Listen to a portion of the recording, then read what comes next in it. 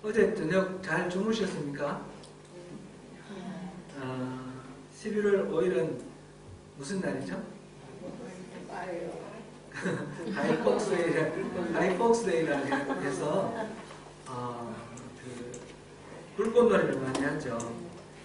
1605년 영국 런던에서 가이 폭스를 비롯해서 몇 사람들이 그때 당시 왕으로 새로이 등극한 사람이 제임스 1세인데, 제임스 1세가 카톨릭 지지자입니다. 그 앞에 앵글리칸이 등장을 했죠. 헨리 8세와 엘리자베스, 이렇게 엘리자베스 1세.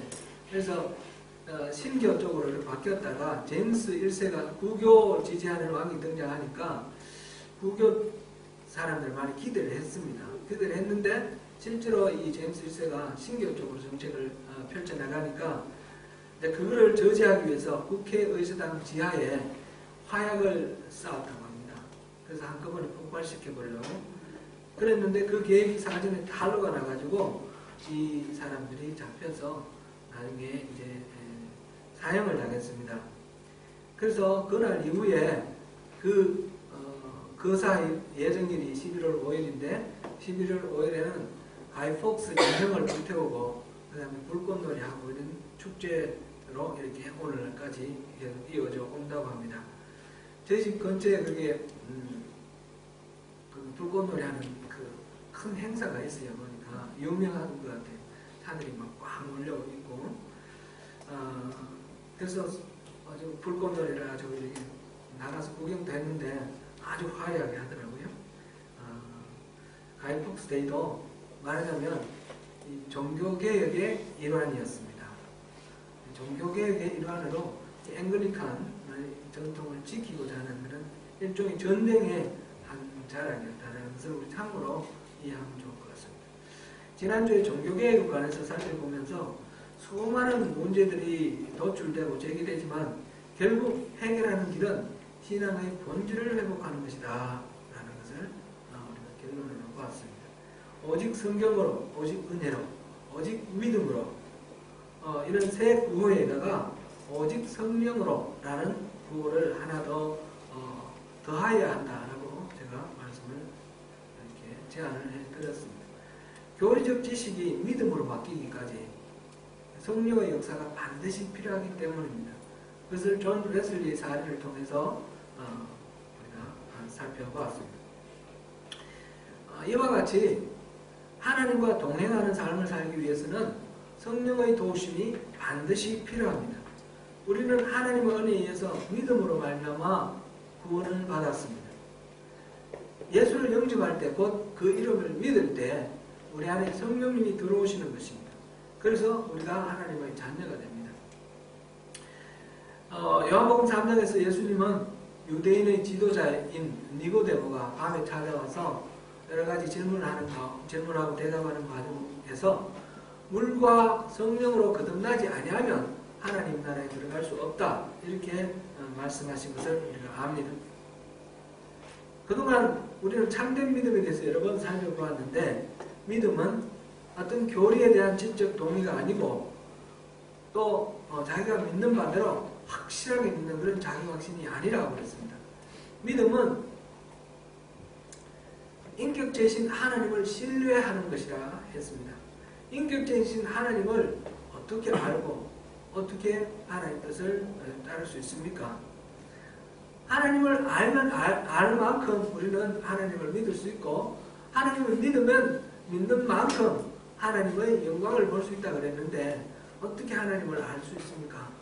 하나님은 우리 눈에 보이는 이런 물질적인 존재가 아니기 때문에, 영적인 존재이기 때문에 그냥 봐서는 보이지 않습니다. 그래서 반드시 성령의 조명이 필요합니다.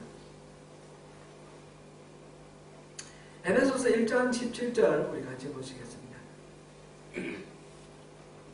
같이 읽겠습니다. 우리 주 예수 그리스도의 하나님 한 번의 아버지께서 지혜와 계시의 영을 너희에게 주사 하나님을 알게 하시고, 개역 성경에서는 지혜와 계시의 정신을 주사 이렇게 했는데, 개정개혁에서는 지혜와 계시의 영을 너희에게 주사 이렇게 바꿨습니다. 이 스피리트, 이게 성령이라 이렇게 이해하는 것이 더 정확하기 때문에 번역을 그렇게 바꿨습니다. 아버지께서 지혜와 계시의 이 영을 허락해 주실 때에 우리가 하나님을 알 수 있게 된다는 것입니다. 하나님이 그 영을 주셔서 하나님을 알게 하신다라는 것입니다. 하나님은 끊임없이 우리에게 계시를 하십니다. 자기가 누구신지 자신의 본성을 알려주시고 자신의 뜻을 알려주시고 자신의 길을 알려주십니다. 그렇게 알려주실 때 우리가 어떻게 알 수 있느냐? 하나님의 영이 필요하다는 것입니다.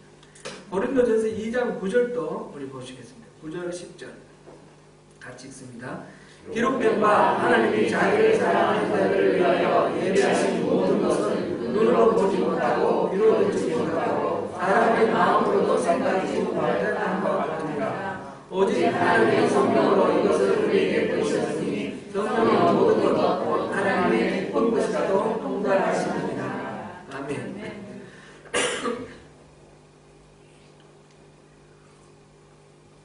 하나님의 뜻을 알기 위해서는 반드시 하나님이 보여주셔야 됩니다.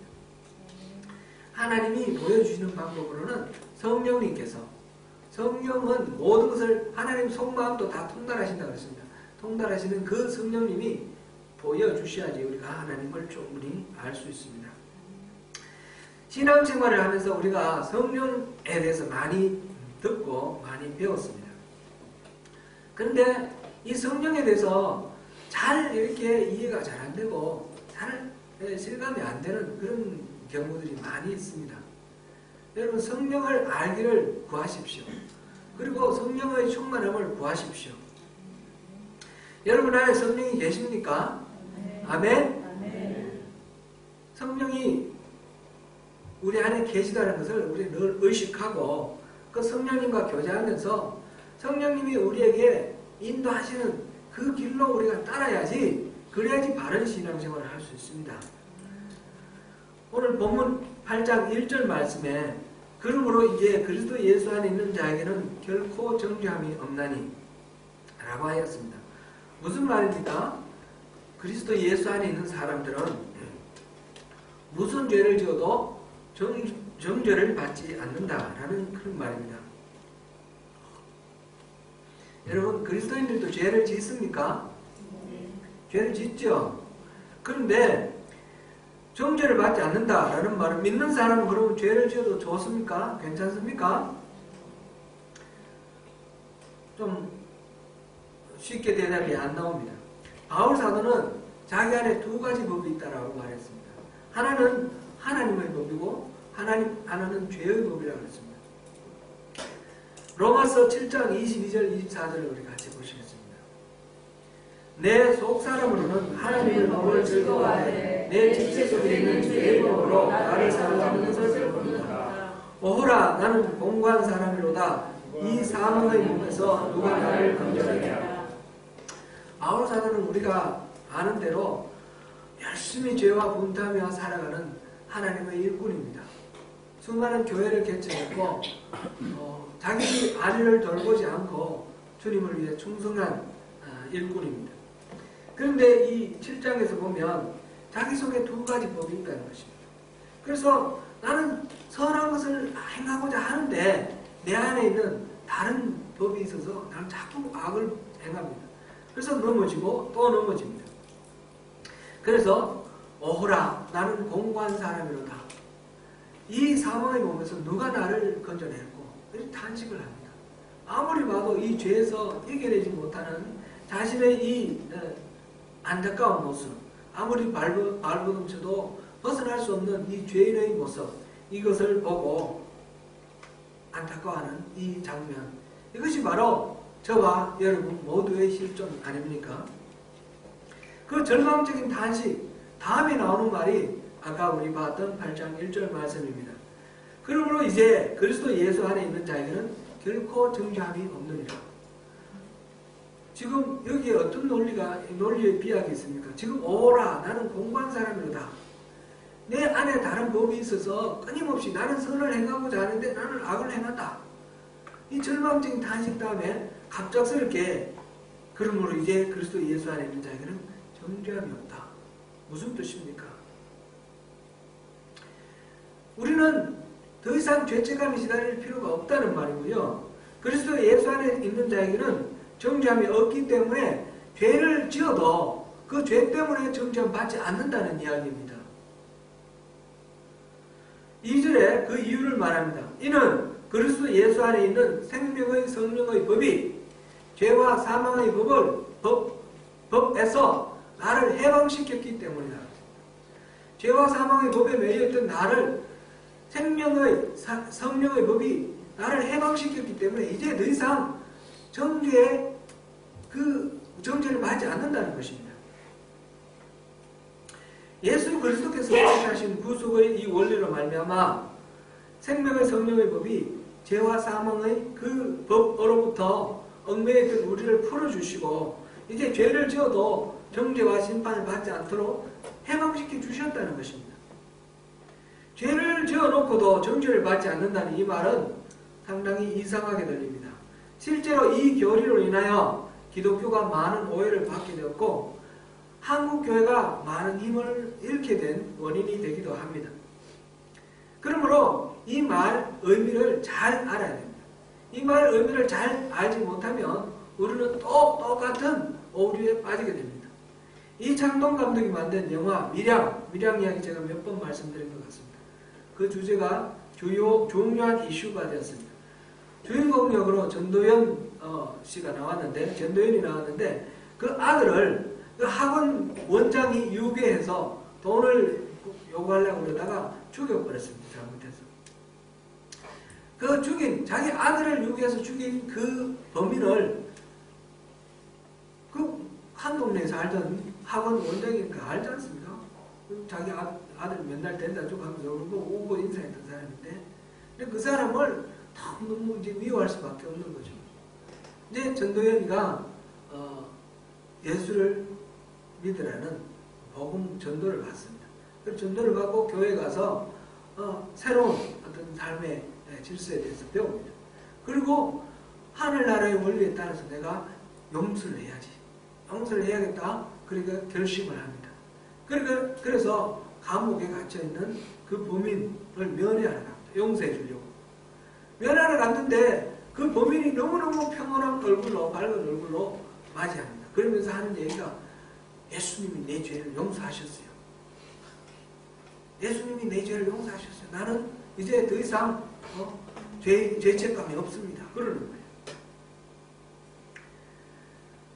자기는 이 잃어버린 아들의 엄마인 자기는 이 범인으로부터 한마디 사과의 말도 듣지 못했습니다. 용서해달라는 말도 듣지 못했습니다. 그런데 이미 용서받았대요. 자기가 용서하러 갔지만 이미 용서받았다는 사실 자체가 이해가 안 됩니다. 그래서 그 자리에서 화가 나서 돌아 나옵니다. 전도연은 그 다음에 정신이 이상이 됩니다. 하나님을 원망합니다. 하나님 당신이 뭔데 용서합니까? 나도 용서하지 않았는데. 이 일은 영화에서만 일어나는 일이 아닙니다. 수많은 그리스도인이 죄를 짓고도 나는 하나님께 회개했다. 하나님이 나를 용서하셨다. 그리고 또 아무렇지 않게 태연하게 세상 삽니다. 그 죄에 피해를 입은 많은 당사자들이 있어도 하나님하고 1대1로 회개하고 용서받았으니까 끝났다라고 말합니다. 그리스도 예수 안에 있는 자에게는 결코 정죄함이 없다. 이 말씀 그대로 적용한 겁니다. 맞습니까? 틀렸습니까? 여기에 중요한 키가 있습니다. 이것은 말씀을 잘못 이해한 것입니다. 교리로만 이해했기 때문입니다. 교리는 틀림없이 맞습니다.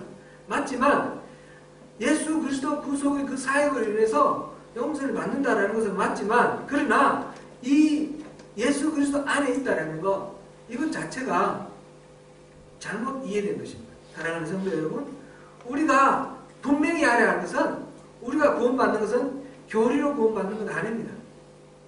믿음으로 구원받습니다. 믿음이라는 것은 교리에 지적으로 동의하는 것이 아니라고 했습니다.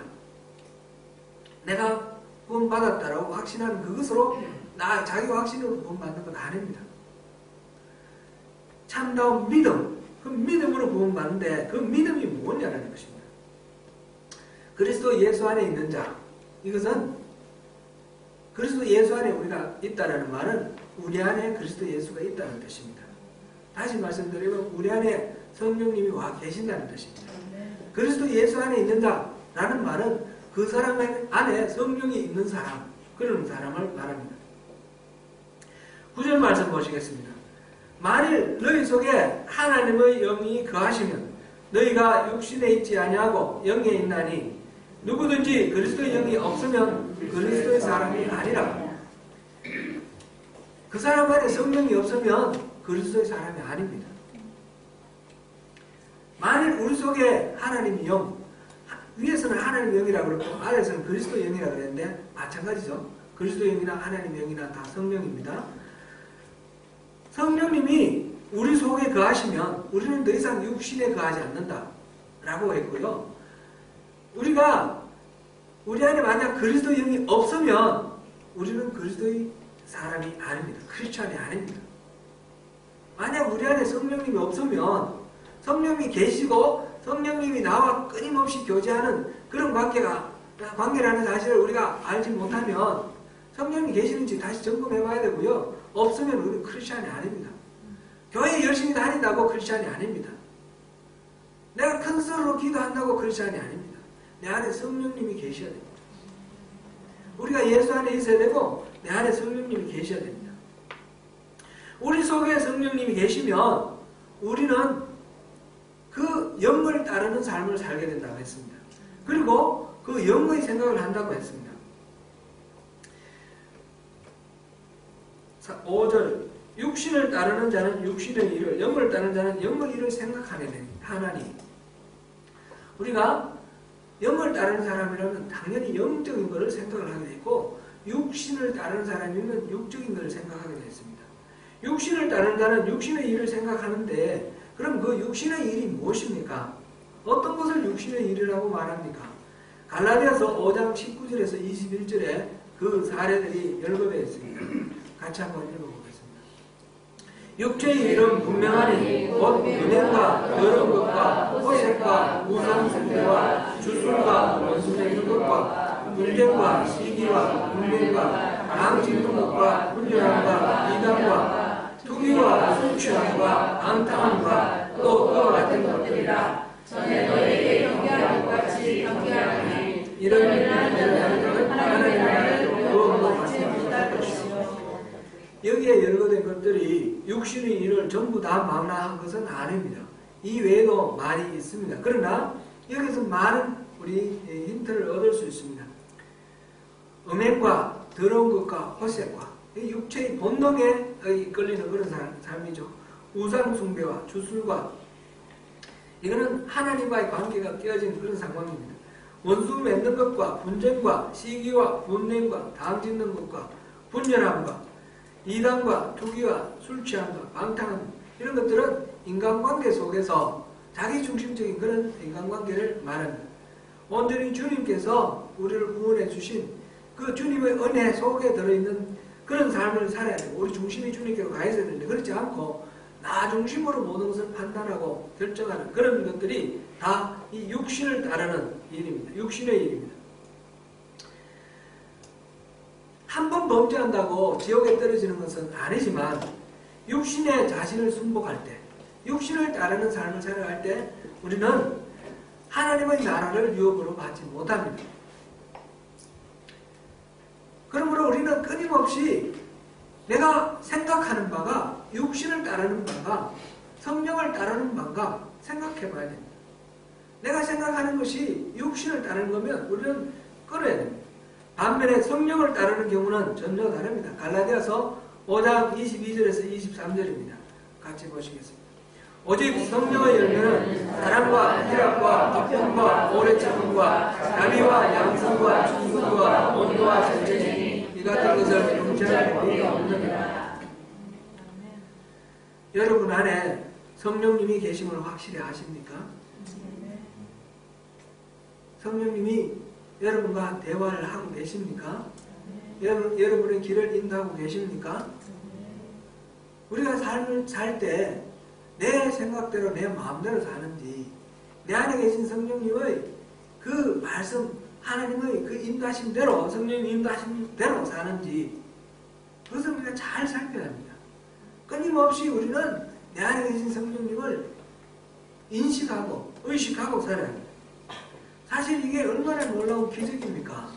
나같이 미천한, 끊임없이 죄에 넘어지는 이런 연약한 존재, 이 존재 안에 우주 만물을 만드신 하나님의 영이 와 계신다는 사실, 나같이 더러운 이 육체 안에 그 고귀하신 성령님이 와 계신다는 사실, 이게 얼마나 놀라운 일입니까? 이것이 바로 기적입니다. 내 안에 계신 그 성령님이 나를 다스리기를 원하십니다. 내 마음대로 살기를 원하지 아니하시고, 내 안에 계신 그 성령님이 내 생각을 다스리기를 원하시고, 내 행동을 다스리기를 원하시고, 내 말을 다스리기를 원하시고,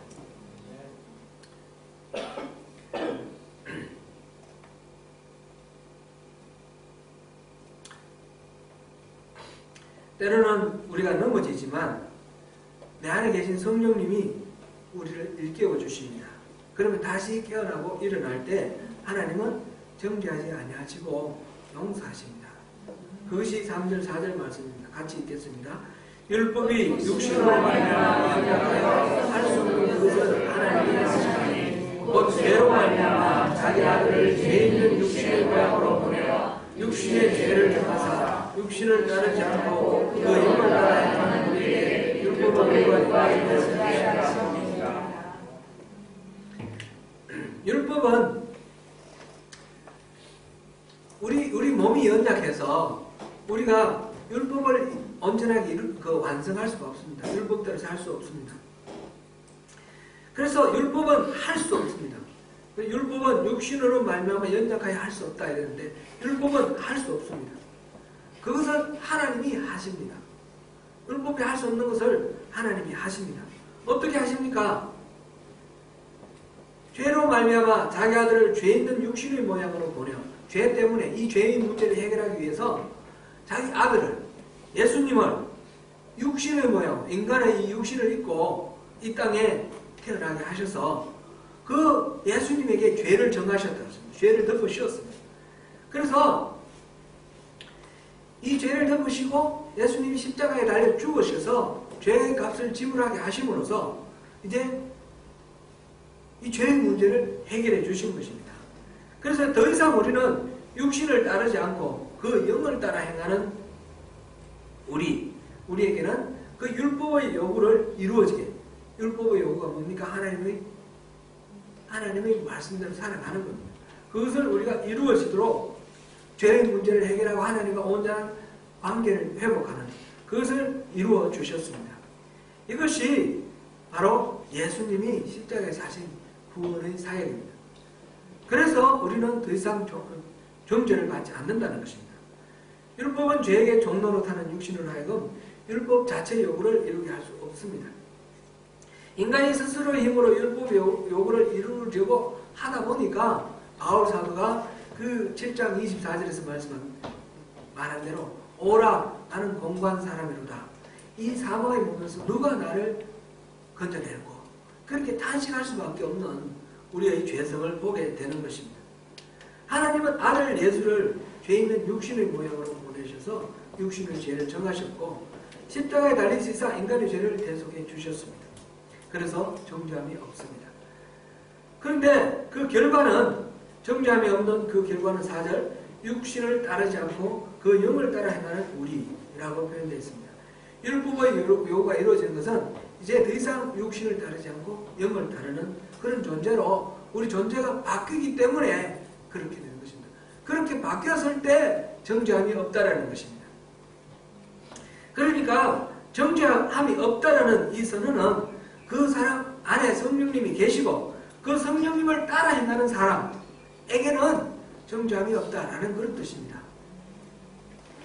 이제 그리스도 예수 안에 있는 자에게는 결코 정죄함이 없나니, 이 말은 예수 믿고 교회 열심히 다니고 이런 사람들, 예수 믿는다 하고 이런 사람들 말하는 것이 아니라 그 사람 안에 성령님이 계시고 성령님을 따라 살아가는 사람, 더 이상 살아가지 않고 육체의 생각을 하지 않고 성령을 따라 살며 성령의 생각을 하는 사람, 그 사람에게는 정죄함이 없다는 것입니다. 비록 넘어지고 죄를 짓더라도 하나님은 용서해 주시고 더 이상 정죄하지 않는다는 그런 의미입니다. 그냥 교리로 그냥 예수님이 십자가를 지시고 우리 죄를 대속하셨기 때문에 우리가 예수 믿으면 더 이상 정죄함이 없다. 그래서 무슨 죄를 지어도 괜찮다. 이것은 잘못된 이해입니다. 오해입니다. 그 교리로 가지고 우리는 구원받을 수가 없습니다. 구원이 뭐라고 그랬습니까? 구원은 속죄, 죄를 용서받는 것입니다. 또 무엇입니까? 화목, 하나님과의 깨어진 관계가 회복되고 하나님과 사랑의 교제 안으로 들어갈 수 있는 것, 이게 화목. 세 번째는 대속, 죄의 노예로 얽매였던 우리가 다시 그 죄의 사슬에서 풀려나서 우리가 진리 안에서 자유를 누리게 되는 것. 그 다음 새 언약. 새 언약은 뭡니까? 새 언약은 이제 율법의 조문을 따르지 않고 우리 안에 들어오신 성령님으로 인해서 우리가 하나님과의 관계 속에서 이제 피의자로 죄인으로 심판대 앞에 서 있는 것이 아니라 아들로 딸로서 사랑의 교제 안에서 주님 앞에 서 있는 그런 것이 새 언약입니다. 이 모든 구원은 교리로 이루어지는 것이 아니라 믿음으로 이루어집니다. 그 믿음은 다름 아니라 인격제신 하나님을 우리가 믿는 것입니다. 신뢰하는 것입니다. 인격제신 하나님을 알고 신뢰하는 것입니다. 그것은 우리 안에 들어오신 성령님을 마음으로 모시는 것이고 그 모신 성령님을 그 다스림을 받고 따라가는 그런 삶을 말합니다. 그렇게 되면 11절의 결과가 나옵니다. 11절 보시겠습니다. 예수를 죽은 자 가운데서 살리신 이의 영이 너희 안에 거하시면 그리스도 예수를 죽은 자 가운데서 살리신 너희 안에 거하시는 이의 영으로 말미암아 너희 죽은 몸도 살리시리라. 아멘.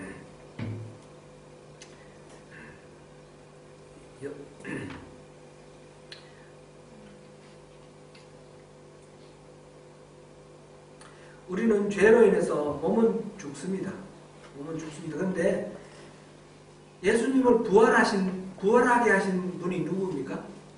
예수님 스스로 부활하신 게 아니라 하나님이 예수님을 살리셨어요. 그런데 그 하나님이 우리 안에 계시는 거예요. 하나님의 영이 우리 안에 계셔요. 그래서 예수님을 살리셨던 것처럼 우리 죽을 몸도 다시 살리신다는 것입니다. 그래서 예수님의 부활에 우리가 함께 동참해서 우리도 부활하는 것입니다. 그래서 우리는 정죄함이 없이 죄로부터 자유를 누리게 되는 것입니다. 하나님은 이렇게 성령께 순복하고 자신의 삶을 성령께 드리는 자들에게 자신을 계시하시고 그들을 성령 하나님과의 친밀한 교제 가운데로 인도하십니다. 육체를 따르는 사람은 계속해서 육체의 일을 생각합니다. 성령을 따르는 사람은 계속해서 성령의 일을 생각합니다. 내 생각을 관찰해 보십시오. 내 생각이 주로 어떤 데 사로잡혀 있는가? 성령을 따르시고 성령의 생각을 따르는 끊임없이 성령의 생각을 하고 육체를 따르는 이 생각을 버리는 그런 것이 우리의 살 길입니다. 그러면 이 성령과의 친밀한 교제, 끊임없이 성령을 생각하고 성령의 길을 따를 수 있는 이 일을 위해서 우리는 어떻게 살아야 합니까?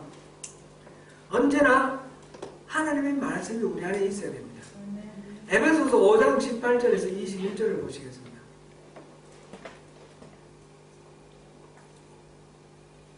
함께 읽겠습니다. 술 취하지 말라. 이는 방탕한 것이니 오직 성령으로 충만함을 받으라. 시와 찬송과 진정한 노래들로 서로 화답하며 너희 마음으로 주께 노래하며 찬송하며 범사에 우리 주 예수 그리스도의 이름으로 항상 아버지 하나님께 감사하며 그리스도를 경외하며 피차로 쫓아가라. 아멘.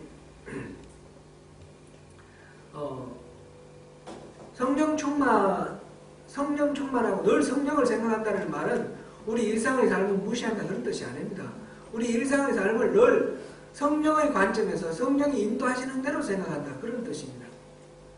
우리 육신이 말하는 대로 육신의 소욕대로 생각하지 않고 똑같은 상황을 보더라도 하나님의 관점으로 주님의 프로스펙티브로 그렇게 보는 것입니다. 또 한 구절 더 보겠습니다. 다음으로 골로새서 6장 16절에서 18절을 보시겠습니다.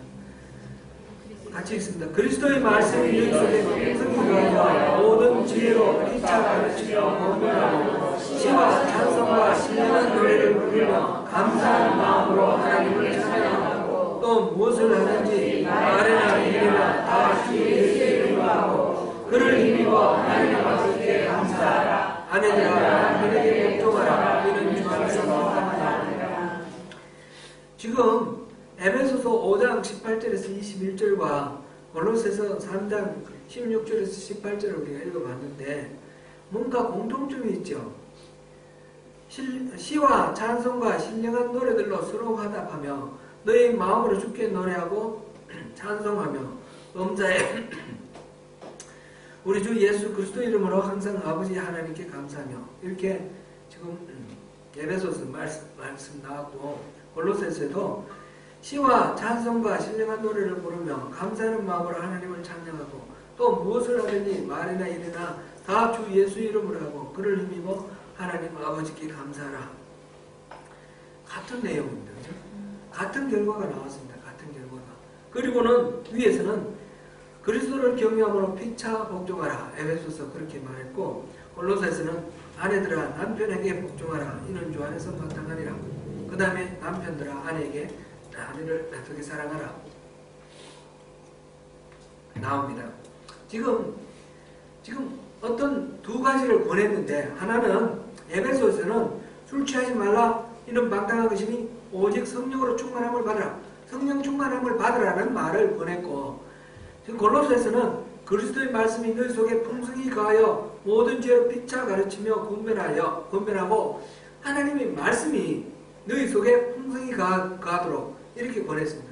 지금 성령 충만함을 구하는 거하고 그 다음에 하나님 말씀이 풍성히 가는 걸 권했는데 그 결과는 똑같습니다. 시와 찬송과 신령한 노래를 부르고 감사하고 하나님 아버지께 감사하라는 것.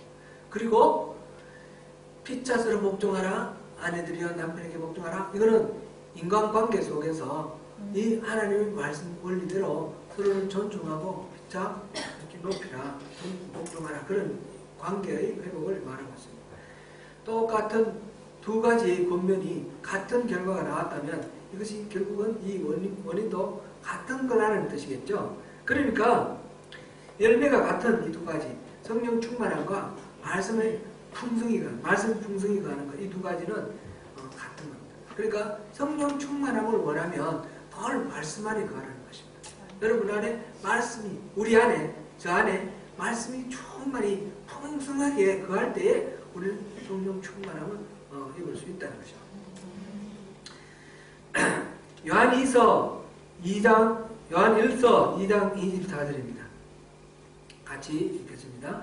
너희는 처음부터 들은 것을 너희 안에 거하라. 처음부터 들은 것이 너희 안에 거하면 너희가 아들과 아버지 안에 거하리라. 이것이 말씀 안에 거하고 말씀을 붙들고 늘 그 처음부터 들은 그 복음을 붙들고 살아갈 때 우리가 아버지 안에 거하고 성령과의 친밀한 교제 안에 그걸 살아갈 수 있다는 것입니다. 이제 우리가 긍정적으로 플러스 측면에서는 하나님의 말씀을 사모하면서 말씀 안에 거하는 것입니다. 또 네거티브한 이거는 하지 말아야 되는 그런 부분은 에베소서 4장 30절에 나오는 말씀입니다. 같이 한번 읽어봅니다. 하나님의 성령을 근심하게 하지 말라. 그 안에서 너희가 보이는 하나님이 지시를 하나님의 성령을 근심하게 하면 안 된다는 것입니다.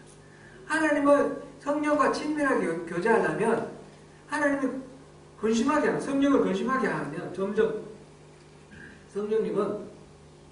성령님은 인격적으로 우리를 다 하시기 때문에 강제적으로 어떻게 하지 아니하십니다. 우리가 성령님을 존중하면 가까이 오셔서 우리에게 말씀해 주시지만 성령님을 무시하면 성령님 멀리 물러가십니다. 그래서 성령님이 계신지 안 계신지 모르는 채 우리 세상 살아가도 그냥 그렇게 살아갈 수 갑니다. 성령님을 근심하게 하는 것은 성령과의 친밀한 교제를 방해하는 가장 큰 문제입니다. 그러니까 하나님 말씀이 우리 안에 풍성히 거하도록 플러스 측면, 긍정적인 측면을 그렇게 하고 포지티브 측면, 네거티브 측면, 부정적으로는 성령을 근심하게 하는 일을 안 하는 것입니다. 성령이 어떨 때 근심 안 하는지 이 부분은 다음에 또 보겠습니다. 우리 생각이 어느 쪽으로 쏠려 있는지 그걸 늘 분별하시고 우리가 성령을 근심하지 않도록 우리 안에 늘 하나님 말씀이 풍성히 거하도록 그것을 통해서 우리가 성령을 따르고 순종하며 성령을 기쁘시게 해드릴 때에 성령이 충만히 임하십니다. 우리가 늘 성령 충만을 구하시는데 바로 이렇게 말씀을 따르시고 성령님을 순복하시는 그 가운데서 이 복을 누리게 됩니다. 말씀과 성령 안에서 복된 주님의 나라 삶을 누리시는 저와 여러분이 되시기를 축원합니다.